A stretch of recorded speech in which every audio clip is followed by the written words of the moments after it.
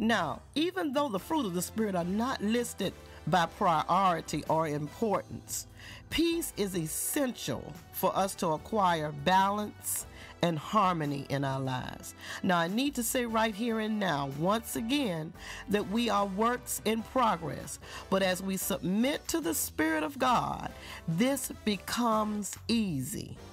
As we submit to the Spirit of God, this becomes easy because we spend time with Him and allow the Word to saturate our minds. Now, what did I just say? I said submission to the Spirit of God, that includes His Word, makes living the kingdom lifestyle easy. And that's good news, and that's important for us to know. And we're going to deal with that a little later.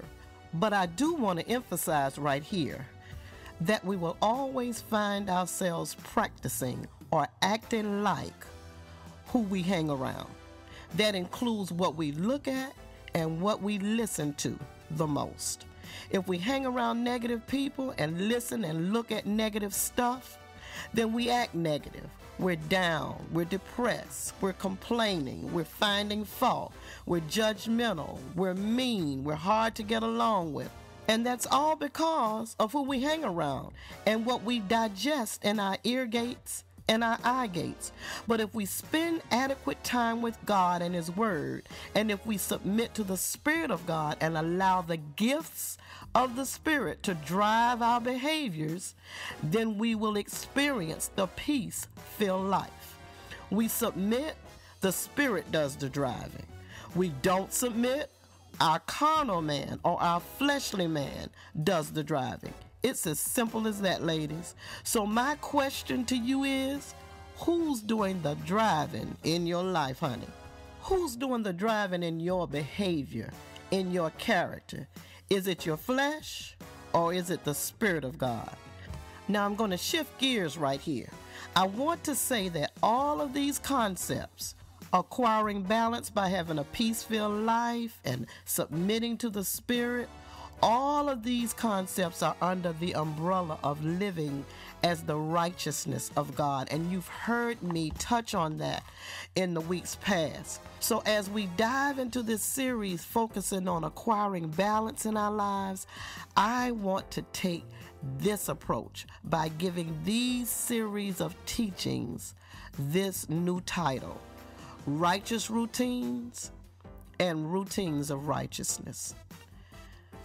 Righteous routines and routines of righteousness. Now, I know that might sound like I'm saying the same thing twice, but as we look closer at these two terms, they have two distinctly different meanings, and we'll dissect each one of them as we move along. Now, this is going to take us where we want to go. So stay with me, ladies. I want to start out by laying down a good working definition of righteousness. The Hebrew word for righteousness is dikaiosune. This is the character or quality of being right or just. It was formerly spelled like this: right wiseness, not righteousness, but right wiseness, which clearly expresses the real meaning of this. And it's used as an attribute or characteristic of God, which shows that the righteousness of God means essentially the same as all of His characteristics: His faithfulness, His truthfulness, His holiness. So righteousness, for our purposes, we will say is simply God's way of doing things. Righteousness is God's way of doing things. Now, in this series, we're going to take 3 foundational scriptures, and the first one speaks to God's will for us to have balance. He wants us to have victory in all 3 areas of our triune being. 3 John, 1st chapter, 2nd verse says, "Beloved, I wish above all things that thou mayest prosper and be in health, even as thy soul prospereth." Many times when we talk about prosperity, people automatically think about financial prosperity or money. But the prosperity that the Bible speaks about is far greater than monetary gain or being financially prosperous. In fact, with true prosperity, financial gain is one of the added unto benefits. Remember, Matthew 6:33 says, "But seek ye first the kingdom of God and his righteousness, and all these things shall be added unto you." And you can't acquire things without money. So money and finance is an added unto benefit. Remember a few weeks ago when I told you about how my husband and I built a house about 3 years ago, and because of a gas leak, my daughter flipped the switch and the whole back wall of our house blew up? The house practically burned down to the ground. Well, when you wake up the next morning and you don't have any clothes to your name but the ones you had on that day before, you have a new perspective on what's really essential and what's optional. And in this case, my daughter was irreplaceable, so therefore she was essential. But most of the goodies that burned up, honey, they were replaceable and therefore optional. That's why the Bible tells us in Matthew 6:19, "Lay not up for yourselves treasures upon earth, where moth and rust doth corrupt, and where thieves break through and steal. But lay up for yourselves treasures in heaven, where neither moth nor dust doth corrupt, and where thieves do not break through nor steal, or even fires burn up." I'm going to add that. "For where your treasure is, there will your heart be also." Now, I don't know whether I told you this or not, ladies, but one of my neighbors came up to me that night of the fire and asked me, why was I so calm? Why wasn't I hysterical? She just couldn't understand. And I pointed to my daughter and I told her, "Sugar, you see that young lady over there? Right now, that's all I care about. And if she's all right, and even if my puppy's all right, I'm fine, because I can replace all that stuff that's burning up right now, but I can't replace her." But what I didn't tell you was when I drove on the street where the house was, the fire trucks kept me from getting but so far down the street. So I had to walk down to where the house was.